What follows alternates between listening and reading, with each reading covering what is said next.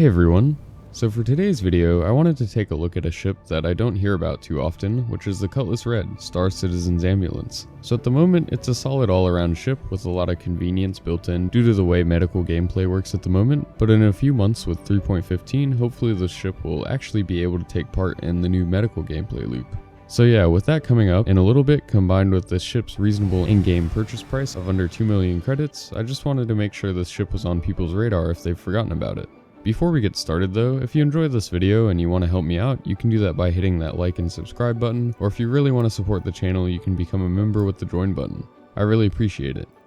So the Cutlass Red is an overall great ship, but I find it odd how infrequently I hear about it. Maybe it's just me, but I really only ever hear recommendations for the base Cutlass variant, the black. And while that is slightly cheaper, I think the red should be brought up more often because it's not a whole lot more, and will eventually offer access to a whole nother gameplay loop over the black without sacrificing too much of the other features. So getting into what this ship offers, like I said, most of the main features of the Cutlass Black are here. Decent flight performance, especially for the size of the ship, solid combat ability, and a little bit of multi-crew gameplay since you have a co-pilot seat and bunk space for a crewmate, although without the turret that the Black has, this is a little bit diminished. But it's overall just a great ship in terms of size and ability to do a whole lot of what Star Citizen has to offer, especially with the scale of the verse at the moment. It's pretty much the perfect size. Now we'll get into what features this adds in a bit, but it does lose some of the Cutlass's cargo and vehicle carrying capabilities since a lot of that space is used for the medical facilities on this ship. So the Red only has 12 SCU compared to the Black's 46, but at the moment that's not all that big of a deal. With the current commodity availability, you aren't really going to make any money trading with any capacity ship, let alone the relatively small 46 of the Black, at least when you compare that to dedicated cargo ships. Now I eventually do hope that smaller ships like this will be able to trade certain commodities for a decent profit, and once that's an option, the smaller capacity of the Red will probably be a downside in the future, but at the moment it's really not that big of a deal since neither's cargo space is all that useful at the moment. Then the other downside to the Red is transporting vehicles. The Black can pretty comfortably carry 2 rock or cyclone sized ground vehicles, where with the Red it's a tight squeeze to fit even one.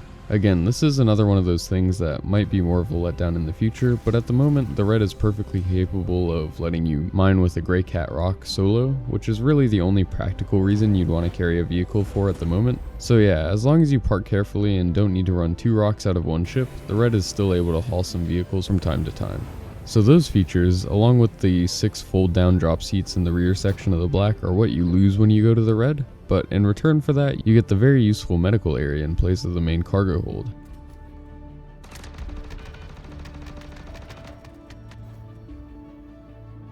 So this area holds 2 tier 3 medical beds that currently function like tier 1 beds, and an additional 2 bunks, likely for recovered patients or medical personnel on board.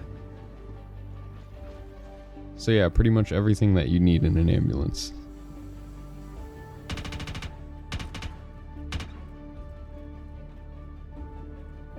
Okay, so I just want to take a little bit of time to go through the Cutlass Red's interior and exterior. So the shape of the Cutlass Red is pretty much identical to the Black, with the same overall chassis shape, rotating main thrusters, and these maneuvering fins which serve as the mounting point for the weapons at the front of the ship.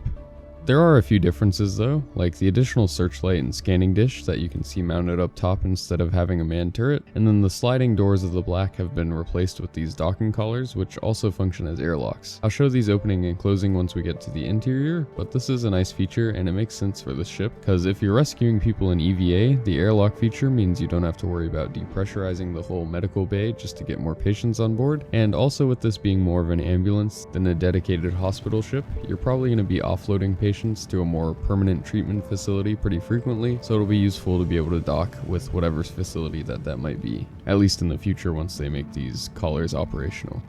The biggest difference from the base variant though is definitely the paint job. So in addition to the flashing lights that can be activated along with the normal headlights, the bright red color and prominent text saying rescue makes it very obvious what this ship is for, which will likely be useful in those rescue situations. And I also think they just look cool. I really like being able to turn on the flashing lights, even if they're not quite as flashy as the Cutlass Blue's police lights. Now onto the interior. Unfortunately at the moment the only way to get into the ship is through the rear ramp. This can cause issues in a lot of situations and I'll demonstrate one of those in a bit, but yeah, for the moment you can't use either of the side airlocks to enter the ship.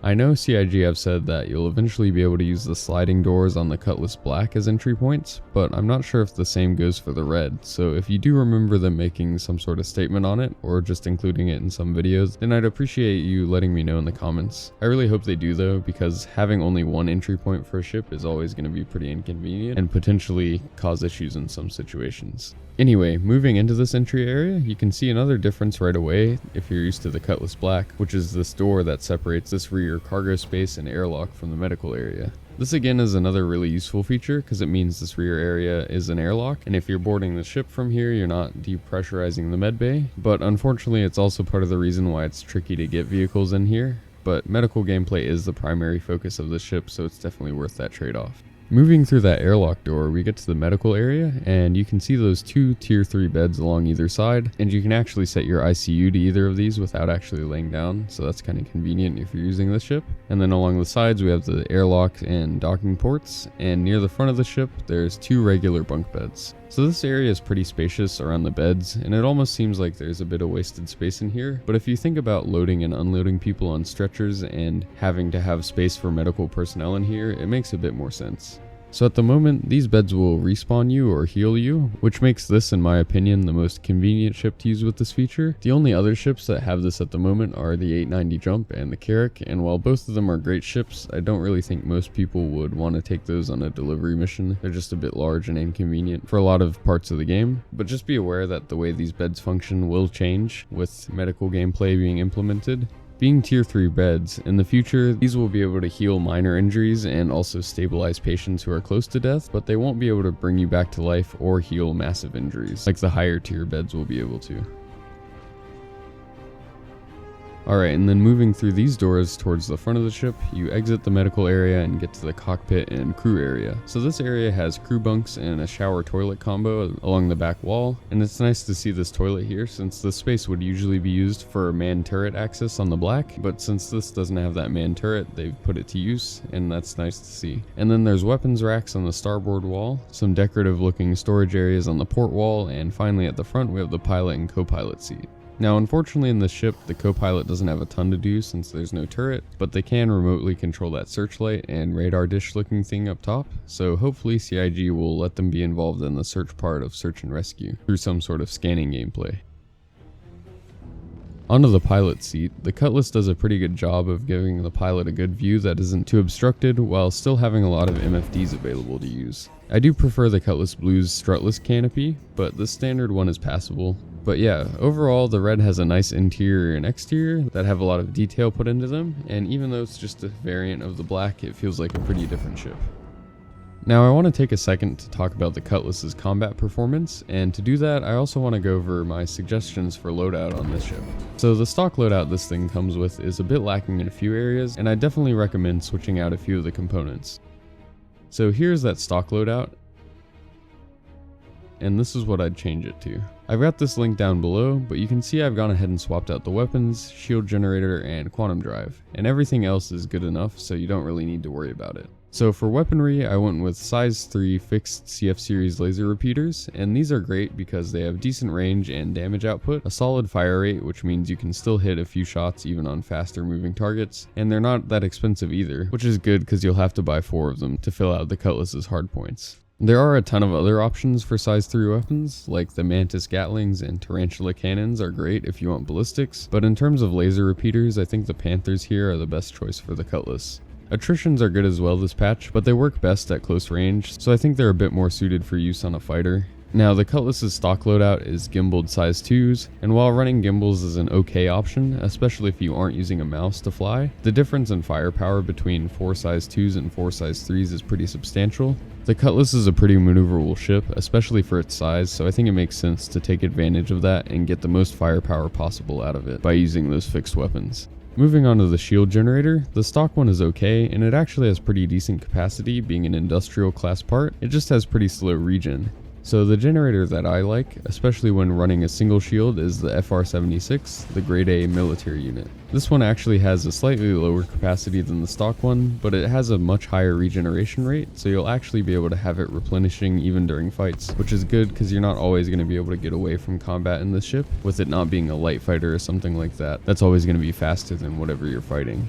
And then last we have the quantum drive. This is actually what I recommend trying to upgrade first, especially if you're going to be using your Cutlass to fly around and collect the parts that you need. The Bolin that comes with this is absolutely terrible, and the upgraded crossfield that I recommend picking up is more than 3 times as fast. So with these components installed, the Cutlass is more than capable as a combat ship for pretty much any of the NPC combat missions. You need to be a little careful with how much enemy fire you're sustaining because it does only have that single medium-sized shield generator, but other than that slight flaw, it's a pretty great experience. If you've never flown a Cutlass, I think you'll be surprised with how nimble they are considering their size, and with 4 size-through weapons to use on your enemies, you can take out ships pretty quickly. And this is a useful strength to have right now because one of the best ways to earn credits in the verse right now is by doing a ton of bounty hunting missions, and this handles up to very high risk target missions with ease. I personally stay away from extreme risk target missions and the hammerheads you find when doing those just because they're such a hassle to deal with unless you're in something like a Vanguard that's very well set up for it, and those definitely wouldn't be easy to do in a Cutlass, but I'm sure someone has done it, and with the proper loadout it would be doable, but I would definitely change weapons for that because you don't really want to be using energy weapons against those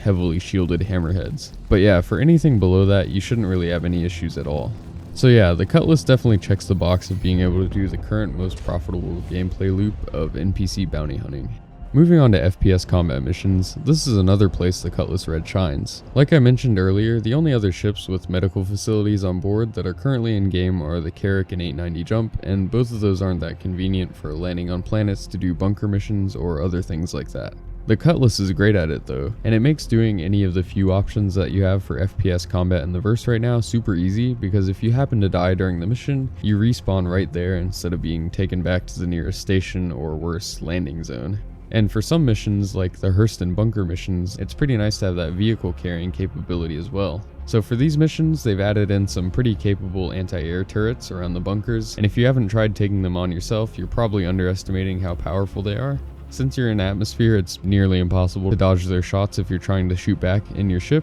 so taking them out or landing within line of sight of these things is really not an option anymore. This means that being able to bring a vehicle is very useful since you can land behind a hill somewhere and then drive over to the bunker, and since the turrets only target air vehicles at the moment, you'll be fine to drive over there. Then you can either take them out with your vehicle if it has a weapon, or use the handy new mounted turrets.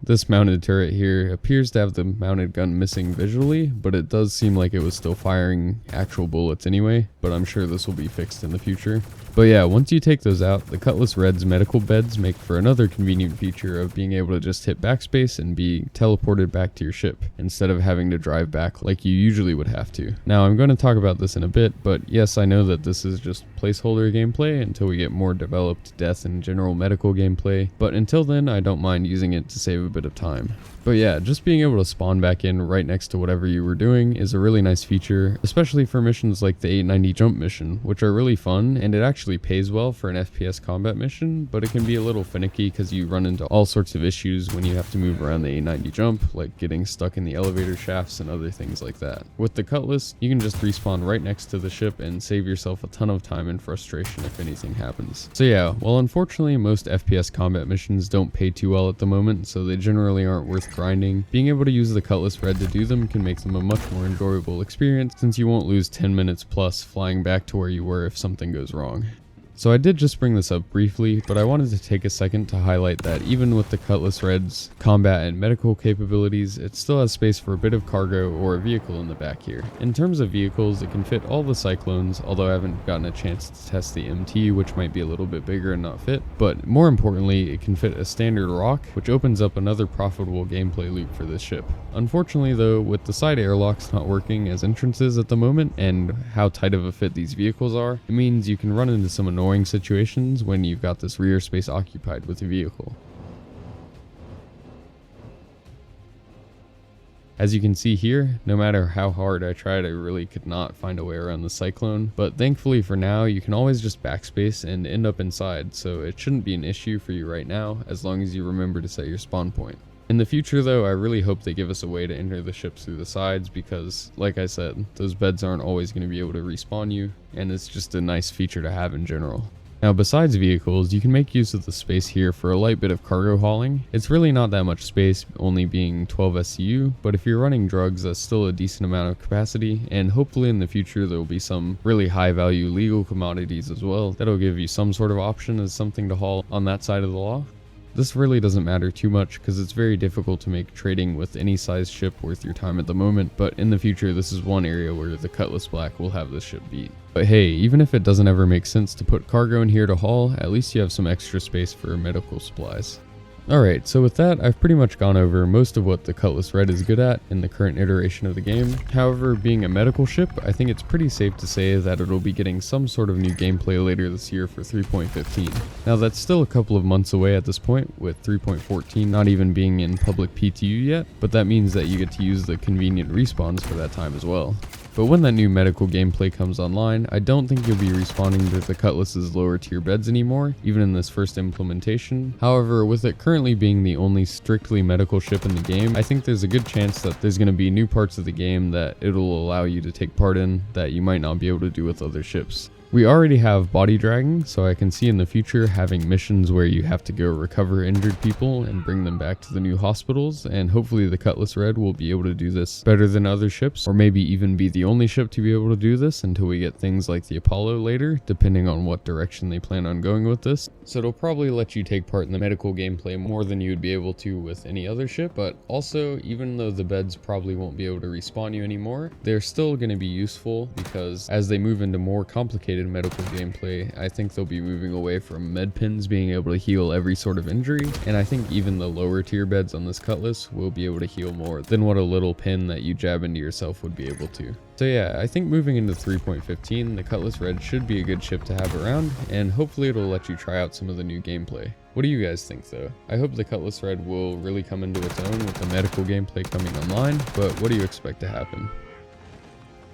So that's about all I have for this video, but yeah, overall the Cutlass Red is a really great ship, and I think it should be talked about more when people are thinking about what sort of ships they might want as a daily driver for the current iteration of the verse. It can do PvE combat, let you do rock mining, is convenient and nice for FPS combat missions, and it's fine for delivery missions and very light cargo hauling. So yeah, I think if you're looking for something a bit different than the standard but simple Cutlass Black, this isn't a bad option. But also if you're just looking for a ship to have as a goal for earning in game at the moment, this might be something to look at, especially because it might be nice to have for checking out medical gameplay in a few months. Okay, so now I want to thank my channel members, The Pear Effect, Starlit Domina, and GreatWatch93. Thank you so much for supporting the channel, and if you guys want to support the channel, you can help me out by hitting that like or subscribe button, or if you really want to help me out, you can become a channel member with the join button. I really appreciate you guys.